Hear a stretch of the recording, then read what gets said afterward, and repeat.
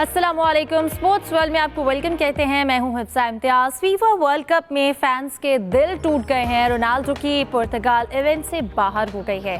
Spain ने एक गोल से शिकस्त देकर क्वार्टर फाइनल के लिए क्वालिफाई कर लिया है।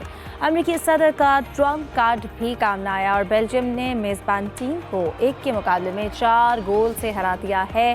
और अब तीनों मेज़बान ममालिक जो हैं अमेरिका, कनाडा, मेक्सिको की टीमें जो हैं वो इवेंट से बाहर हो चुकी हैं। आज भी क्वार्टर फाइनल्स की आखिरी 2 मैचेस खेले जाएंगे। लायनल मेसी की अर्जेंटाइन और मोहम्मद सलाह की मिस्र मध्य मुकाबले होंगी और स्विट्जरलैंड और कोलंबिया के दरमियान आखिरी मुकाबला होगा। मेसी, एम्बापे और अर्लिंग हॉलैंड के दरमियान गोल्डन बूट की दौड़ जारी है। क्या टेस्ट टीम के नए कप्तान बाबर आजम को T20 की कप्तानी भी दी जाएगी? बाबर कहते हैं कि फिटनेस, परफॉर्मेंस और डिसिप्लिन पर समझौता नहीं करेंगे। उन्होंने अपनी गलतियों से बहुत कुछ सीखा है और इसके साथ साथ नेशनल क्रिकेट एकेडमी लाहौर में जदीद तरीन बॉलिंग मशीनें भी लगा दी गई हैं और ट्रूमैन 3 बैटर्स को हकीकी मैच जैसा तजर्बा फराहम करेगी। और फुटबॉल के दिलचस्प जो मैचेस भी चल रहे हैं इन पर भी डिस्कशन करेंगे। हमारे साथ हमारे पैनलिस्ट मौजूद हैं जाहिद मकसूद साहब, यूसुफ अंजुम, सलीम खालिक साहब। इसके साथ साथ पाकिस्तान के इंटरनेशनल फुटबॉलर और कौमी टीम के साबिक कप्तान सादुल्ला खान भी हमारे साथ मौजूद हैं। इन्हें प्रोग्राम में वेलकम कहते हैं। बहुत शुक्रिया सादुल्ला खान साहब आपके वक्त का। उम्मीद करती हूँ आप खैरियत से होंगे। अस्सलाम वालेकुम, good evening, thank you for taking me live and my सलाम टू ऑल ऑफ यू। बिल्कुल, आगाज़ करते हैं गुफ्तगू का। साथ साहब आपसे करते हैं। सबसे पहले कहिएगा, अभी तक जो मैच हुआ पुर्तगाल और स्पेन के दरमियान, उसके बाद जब तक एक डिस्कशन चल रही है रोनाल्डो का जो एक करियर है और यकीनन एक बहुत बेहतर और बहुत ज़बरदस्त करियर था, उसका यूं करियर तो चल रहा है लेकिन जो एक वर्ल्ड कप का सफ़र था जो कि उन्होंने अनाउंस भी किया कि उनका ये आखिरी वर्ल्ड कप है, इस तरह से उनका सफ़र यूं ख़त्म होना, सबसे पहले इस पर आप क्या कहेंगे? जी बिल्कुल, मैं तो सबसे पहले तो ये कहूँगा is one of the greatest top scorer of all time and इनकी बहुत सारी अचीवमेंट्स हैं। अगर हम इनकी अचीवमेंट्स की बात करें विदाउट पुर्तगाल, अगर हम जिक्र करें, पुर्तगाल ने 3 वर्ल्ड कप के अपीयरेंसेस खेले हैं out of 17 edition and 3 Euro championship खेले हैं, अपीयरेंसेस किए हैं 11 आउट ऑफ 11 जो है वो आउट ऑफ एडिशन जो है, और मेजर जो है उनकी 0 इंटरनेशनल ट्रॉफीज हैं विद क्रिस्टियानो रोनाल्डो 6 जो है वो इसकी वर्ल्ड कप के अपीयरेंसेस हैं from 6 attempt, 6 European championship from 6 attempt और 3 जो है इनकी मेजर इंटरनेशनल ट्रॉफीज हैं। तो ये एक बहुत बड़ी अचीवमेंट है।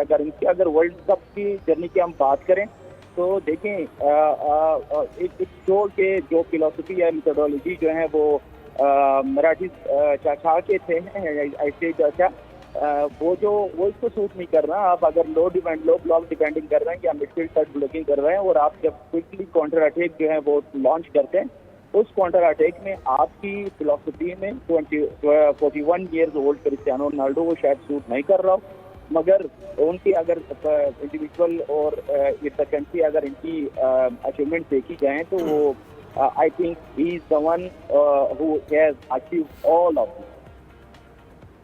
सही।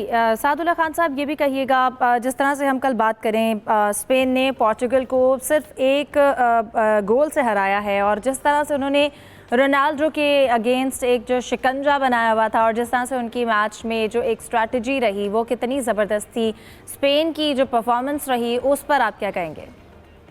जी बिल्कुल, देखिए यही तो टीम गेम है और टीम गेम के हिसाब से अगर उनकी फिलोसफी या मेथोडोलॉजी देखी जाए स्पेन की, वो एज ए टीम खेल रहे थे।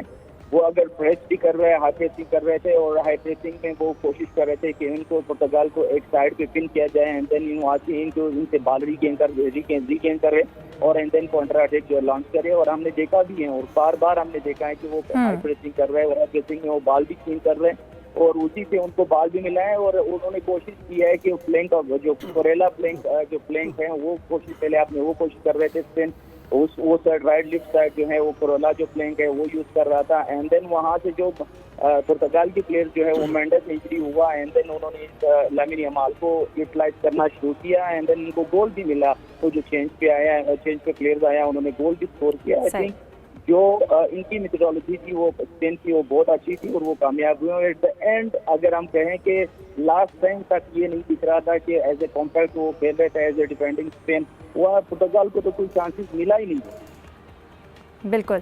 अच्छा, साथ आप हमारे साथ ही रहेगा। सलीम साहब, आपकी जानिब आना चाहती हूँ, कहिएगा रोनाल्डो की अगर हम फेयरवेल की बात करें, बड़ा खामोश रहा और आखिरी मैच पे जब जिस तरह से उनकी एलिमिनेशन हुई है टीम की, वो हमें काफ़ी आबीदा भी नज़र आए हैं और इमोशनल भी नज़र आए। आपको नहीं लगता कि इस वक्त पुर्तगाल की जो पूरी टीम है उनके जिस तरह से डिपेंडेंसी रही अपने एक प्लेयर पे, रोनाल्डो पर, एलिमिनेशन की, ये कितनी बड़ी वजह बनी? वजह होगी, हाइप भी बहुत ज़्यादा एक थी कि बस ये हैं तो जितवा देंगे रोनाल्डो। वो खुद भी ये चाह रहे थे कि एक वर्ल्ड कप का भी एक टाइटल उनके पास आ जाए ऐसा, लेकिन कोशिश बड़ी की उन्होंने।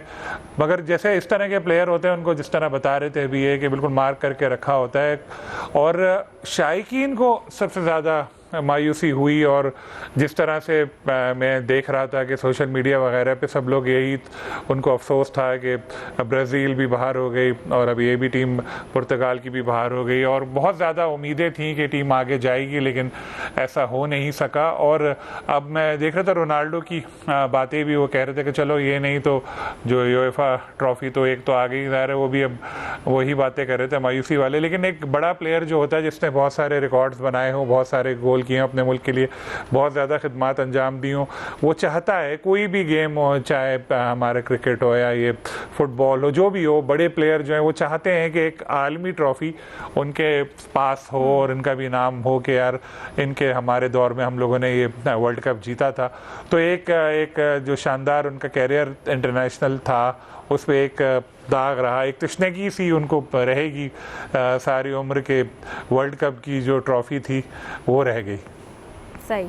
अब जाहिद साहब, आप क्या कहेंगे इसके साथ साथ? हम अगर ट्रम्प के, जैसे कल हम फैसले की बात कर रहे थे, जो एक अमेरिकन टीम का प्लेयर था, उनके रेड कार्ड को उन्होंने सस्पेंड किया, उन्होंने मैच खेला, लेकिन बेल्जियम ने अपना पूरा बदला लिया कल के मैच में। और जिस तरह से बेल्जियम ने हराया यूएस की टीम को, और अब ऑफिशियली जो तीनों होस्ट टीम्स हैं, मैक्सिको, अमेरिका और कनाडा, तीनों इस इवेंट से बाहर हो गई हैं। देखिए, इसकी अच्छी खासी कंट्रोवर्सी बन गई क्योंकि उनके प्लेयर को जब रेड कार्ड दिखाया गया जो बोस्निया के साथ मैच था, तो इसके बाद फीफा की जो डिसिप्लिनरी कमेटी और मैच रेफरी की मशावरत से उन्होंने टेक्नोलॉजी का बाकायदा इस्तेमाल करते हुए उनको रेड कार्ड दिखाया था। और रूल्स के मुताबिक जब किसी प्लेयर को रेड कार्ड दिखाया जाता है, ऑटोमेटिकली एक मैच के लिए वो मुअत्तल हो जाता है, अगला मैच नहीं खेल सकता। यहाँ सदर ट्रम्प जो है कूद पड़े। उन्होंने जब फीफा से ये कहा कि इसका जो है सख्त सज़ा है और अगला मैच उनका बड़ा अहम है, तो इन्फेंटिनो के बारे में जो कहा जाता है कि ट्रम्प के बड़े करीबी साथी हैं, तो उनकी डिसिप्लिनरी कमेटी ने वो पाबंदी एक मैच की उठा ली थी। लेकिन जब एक मैच की उठा ली तो फिर आपको याद होगा कि आज भी मीडिया में गर्दिश कर रही थी ये खबरें कि ट्रम्प ने ये कहा कि मैंने ये नहीं कहा कि ये पाबंदी उठा लें, मैंने ये कहा था इस पर नज़र षानी करें, गौर करें, क्योंकि ये सख्त सज़ा है और उनका फ़ाउल इतना बड़ा नहीं है। इस पर अच्छा खासा यूएफा की जो प्लेयर्स की लीग है उन्होंने भी तनकीद की। फिर बेल्जियम ने अपील भी की कि ये गलत फ़ैसला है, ऐसा नहीं होना चाहिए, जब एक पाबंदी लगी है हमारे मैच के लिए क्यों उठा लिया। तो लगता है ऐसा है कि बेल्जियम के कोच ने, प्लेयर्स ने फिर ये ठान लिया था कि ये मैच हर हाल में जीतना है, और उन्होंने बिल्कुल ही वन साइडेड बना दिया, 4-1 से उनको हराया।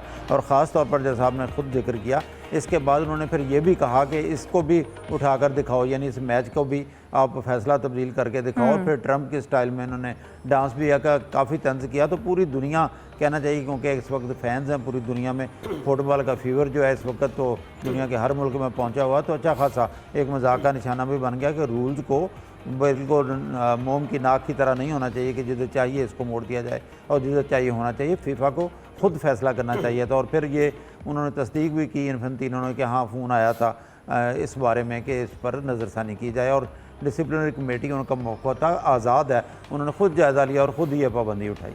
सही। यूसुफ, अगर हम बात करें बेल्जियम की टीम की, उन्होंने एक होस्ट नेशन को 4 गोल से हराया, क्या कहेंगे? हमें वाकई में बेल्जियम की कितनी ज़्यादा सुपीरियरिटी जो है वो नज़र आई, या फिर एक यूएस के लिए ऑफ डे था और उनकी इस वक्त टीम की प्लानिंग कितनी अच्छी रही? देखें, फेवरेट तो यकीनी तौर पर बेल्जियम की टीम थी, और इस तरह ये मोटिवेशन उनको मिली कि जो बारगोन का रेड कार्ड का फैसला, वापस आ जाना, उनको खेलना मैच में, यकीनी तौर पर एक तहरीक बनी, उनके एक जज्बा जो था उसको बढ़ाने में मदद दी इस सारे फैसले ने।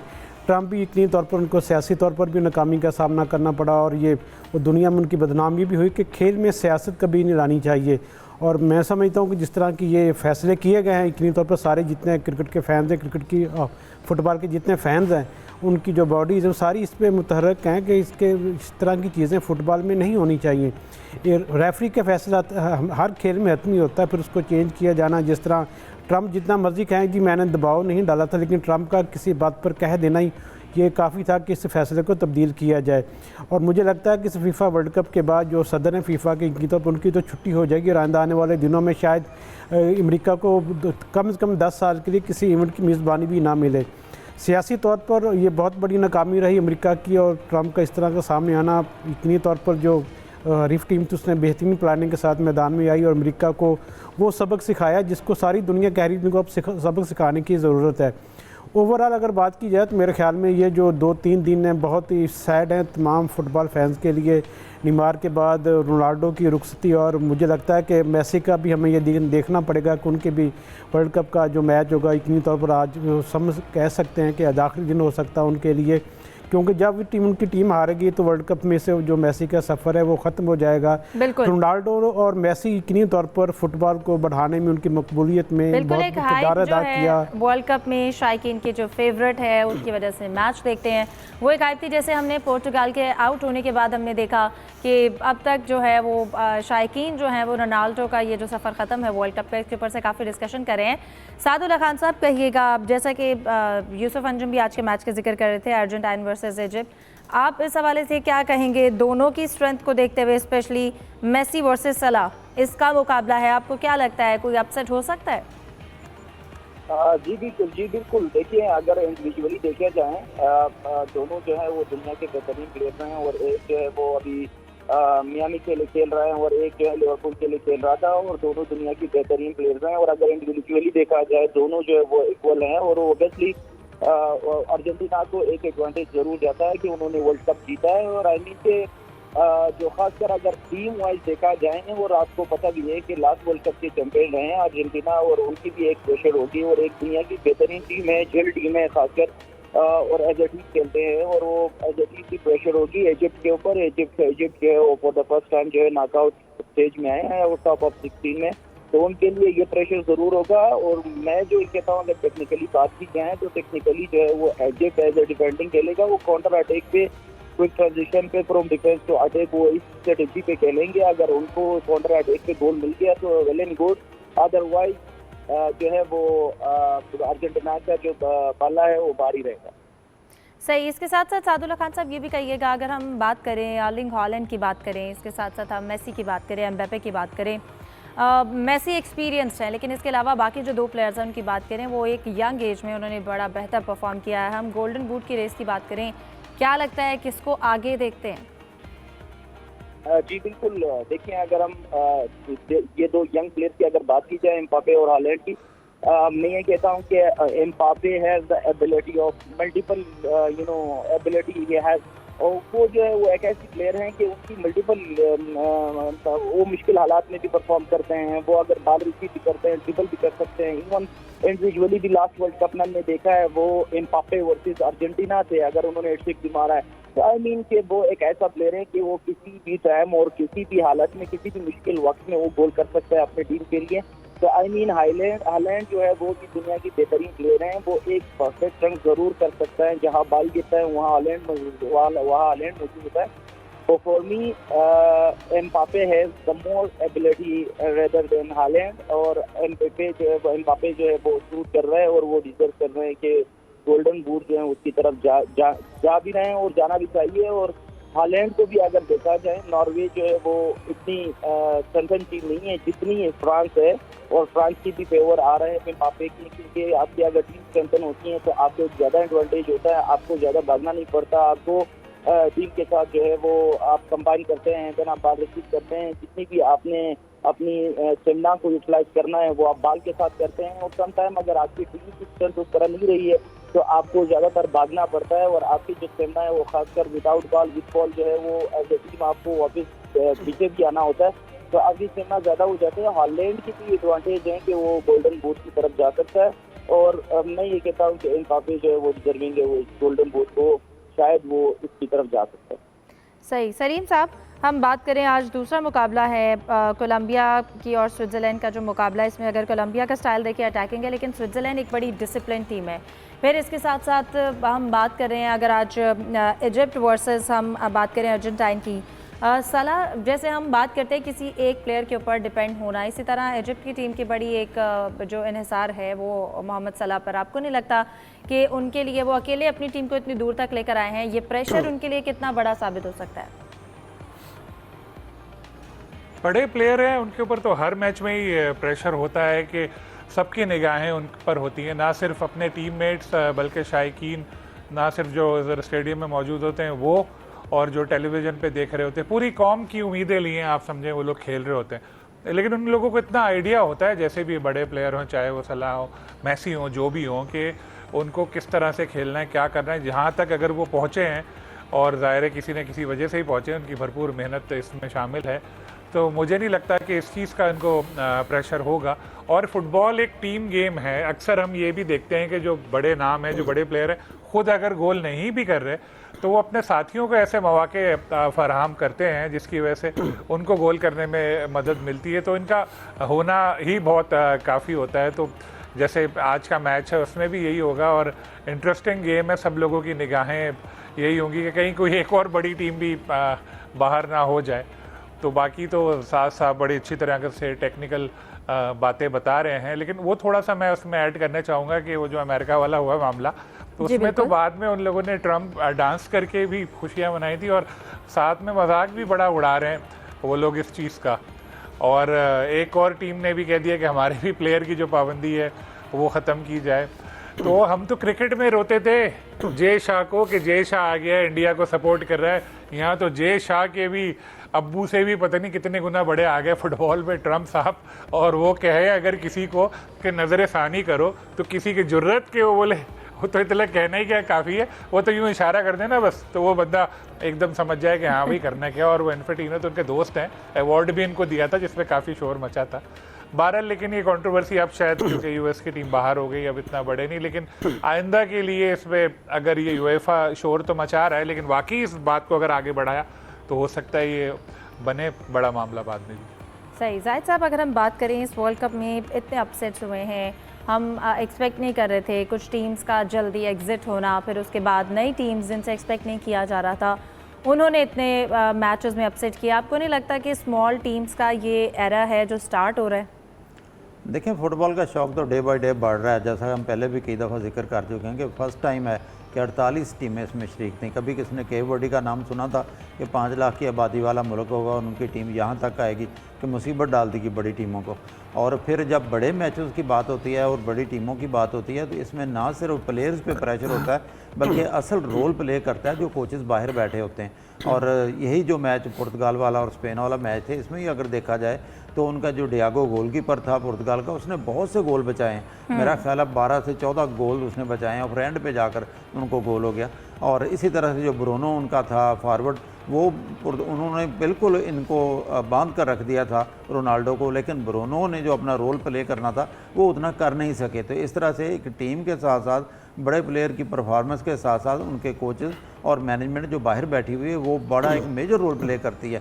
क्योंकि क्रिकेट में तो ये आपने देखा कि टीम मैदान में उतरती है तो ज़्यादातर इन्हिसार कप्तान पे होता है। फुटबॉल में अपना रोल प्ले करते हैं और जो कोचेस बाहर मौजूद होते हैं। और जो भी टीम आउट हो रही है, आपको याद होगा उनका हेड कोच या कोच फ़ौरन अपना रिज़ाइन दे के चला जाता है। तो एक दिलचस्प बहरहाल मैचेस ज़रूर हैं, और मैं ज़ाती तौर पर समझता हूँ, जैसे अभी यूसुफ साहब कह रहे थे, तो हो सकता है मेसी का भी आखिरी मैच हो, क्योंकि जो बड़े प्लेयर होते हैं, सुपरस्टार्स होते हैं। आपको याद होगा रोनाल्डो जब फर्स्ट टाइम गए थे वहाँ पे अमेरिका में, उसी वक्त ट्रम्प ने कहा कि आप तो मेरे आइडियल फुटबॉलर हैं। यानी कि वो सारे चाहते थे कि रोनाल्डो भी आएँ, ये वर्ल्ड कप का मैच खेलें, मैसी भी खेलें, एम्बापे भी खेलें, बड़े बड़े जितने भी प्लेयर हैं। लेकिन इस टूर्नामेंट में अगर कोई कहना चाहिए, नो डाउट वो बड़े खिलाड़ी हैं, लेकिन अचानक जो सामने आए हैं और सबके दिल भी जीत रहे हैं वो अर्लिंग हालैंड है।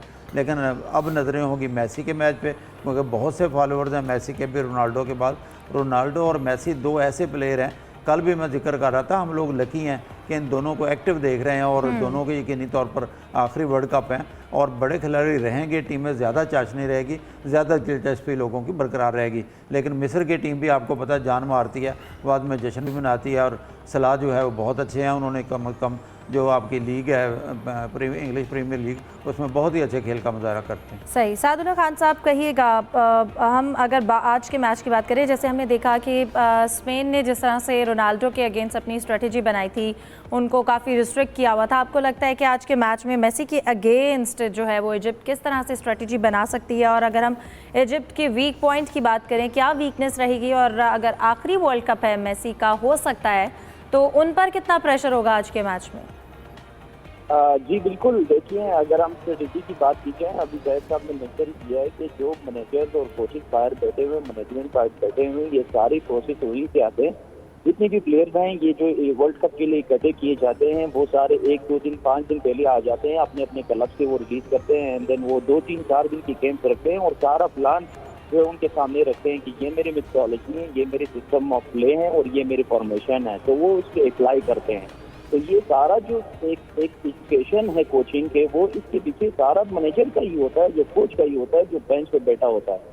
तो वो अब इजिप्ट के मैनेजर पे डिपेंड करता है कि वो किस स्ट्रेटेजी के साथ जाएंगे। आई मेसी को 1v1 जो है वो मैन टू मैन उसको मार्क करेंगे, या अगर मेसी किसी के भी सामने आएंगे वो उसको वहाँ पे मार्क करेंगे, या वो जोनल मार्किंग करेंगे या वो मैन टू मैन मार्किंग करेंगे। अब ये डिपेंड करता है आपके मैनेजर और उसकी कोच मैनेजमेंट के जो खासकर कोच हैं या उनके मैनेजर्स हैं, उन पर डिपेंड करता है कि वो किस स्ट्रेटेजी के साथ जाएंगे। इसमें तो अभी आजकल तो मॉडर्न फुटबॉल में बहुत सारे हाई प्रेसिंग आ गए, counter pressing, high pressing, again pressing, man to man pressing, dead ball pressing, throw pressing, kick ball pressing, these all are the strategies which will be decided by managers and coach। तो जैसा आपने बहुत अच्छी तरह mention किया है कि ये अब डिपेंड होगी कि वो मेसी को किस तरह जो है वो मैन मार्क करेंगे, वो जोनल मार्किंग करेंगे, या उसको वो जहां आएंगे, जिसके सामने आएंगे वो वहां पे वो मार्क होगा। तो लेट्स सी, मैं तो यही कहूंगा कि मेसी अब भी वो उस तरह नहीं है जिस तरह रोनाल्डो, उनकी स्पीड जो है अब भी अच्छी है मेसी की, क्योंकि एज भी कम है 4 साल, और उनकी ड्रिबल भी अच्छी है और वो बॉल के साथ भी बहुत अच्छा है, उनकी टीम भी बहुत अच्छी है। मुझे लगता है कि वो इजिप्ट की जो मैनेजर है वो मैन टू मैन मार्किंग के साथ जाएंगे। ठीक है, बहुत शुक्रिया सादुल्लाह खान साहब, इंटरनेशनल फुटबॉलर हमारे साथ मौजूद थे। आपके वक्त का बहुत शुक्रिया। डिस्कशन मजीद करेंगे डिफरेंट टॉपिक्स पे, एक ब्रेक के बाद हमारे साथ।